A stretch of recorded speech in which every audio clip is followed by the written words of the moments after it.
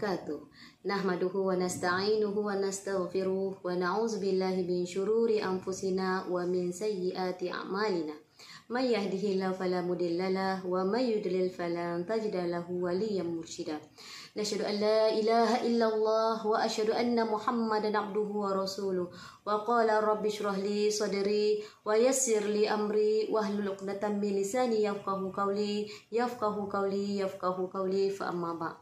Di pertamanya dan selamanya kesyukuran yang tidak terhingga kita rafakkan kepada Allah Subhanahu Wa Taala kerana dengan izin dan inayahnya, alhamdulillah kita masih lagi diberikan nafas, kita masih lagi dipanjangkan umur dan kita boleh berada dalam bulan Ramadan pada tahun ini. Jadi seperti mana yang kita tahu, Ramadan ini merupakan bulan ketakwaan untuk kita berlumba-lumba melaksanakan amalan seberapa banyak ibadat kita kepada Allah Subhanahu Wa Taala. Seperti mana kita tahu sabda Rasulullah sallallahu alaihi wasallam yang mengatakan bahawasanya pada bulan Ramadan ini, apabila tibanya bulan Ramadan ini, pintu syurga akan dibuka, pintu neraka akan ditutup dan syaitan akan terbelenggu. Syaitan dibelenggu. Jadi sekiranya kita rasa malas, sekiranya kita rasa macam down dan sebagainya untuk membuat amalan, untuk membuat kebajikan di bulan Ramadan ini, maka tepuk dada, tanyalah iman kita masing-masing. Okey, jadi kita tengok pada bulan Ramadan ini sudah pastinya terlalu banyak amalan, terlalu banyak ibadat ataupun perkara-perkara yang memang semua orang berlumba-lumba untuk melaksanakan pada bulan Ramadan ini. Di antaranya kita melakukan solat sunat tarawih, solat sunat witir, kemudian kita banyakkan bersedekah, ada yang banyakkan bersedekah, sama ada dari sudut harta, wang dan sebagainya. Banyakkan berzikir, sama ada kita berzikir mengikut zikir yang dikhususkan oleh Imam Ghazali ataupun zikir-zikir yang kita ketahui, yang kita tahu. Kemudian banyakkan membaca Al-Quranul Karim. Seperti mana sabda Rasulullah sallallahu alaihi wasallam yang mengatakan bahawasanya khairukum man ta'allama al-Quran wa 'allamahu.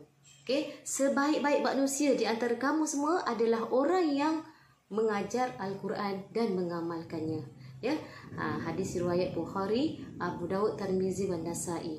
Jadi kalau kita tengoklah pada diri kita sendiri ni, pada bulan-bulan yang lepas, pada bulan Muharram, Safar, Rabiul Awal, Rabiul Akhir, Jamadil Awal, Jamadil Akhir, Rejab dan Syakban yang lepas, kita koreksi balik diri kita, adakah dalam sehari tu memang kita tak tinggal bacaan Al-Quran.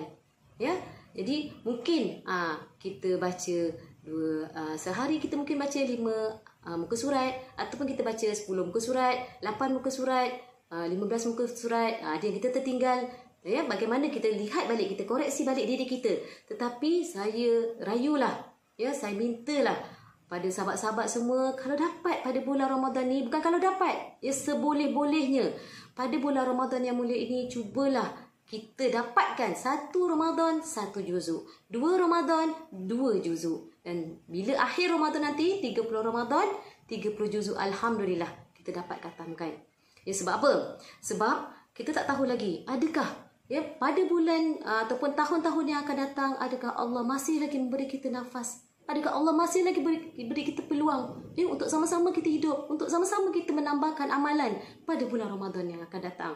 Jadi saya seru pada diri saya dan sahabat-sahabat yang lain, kalau boleh kita cuba perbanyakkan amalan. Samping perkara-perkara yang saya sebutkan tadi, khusus saya nak berikan di sini adalah kita pertingkatkan bacaan Al-Quran kita.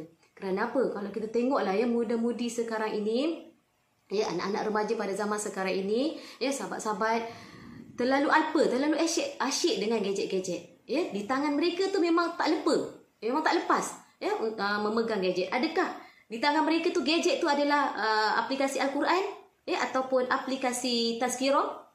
Sudah pasti banyak aplikasi yang mereka lihat. Kalau kita tengok bagaimana mereka dalam seharian hidup mereka ni, bangun daripada tidur, cari handset, cari telefon. Tengok. Jadi bagaimana kalau kita lihat, kita tengok, adakah diri kita, dalam diri kita ni, kehidupan kita seharian ni, boleh tak kita jangan tinggalkan Al-Quran ni? Kerana apa? Sebab kalau kita pun dalam sehari kehidupan kita tu, kita tidak boleh meninggalkan telefon, kita tidak boleh meninggalkan daripada tidak membaca perkara-perkara itulah, IG ke WhatsApp dan sebagainya. Begitu jugalah dengan Al-Quran. Apatah lagi itulah kalam Allah Subhanahu Wa Taala. Okey, sekiranya kita ingat Allah Subhanahu Wa Taala, maka Allah lagi lebih-lebih lagi mengingati diri kita.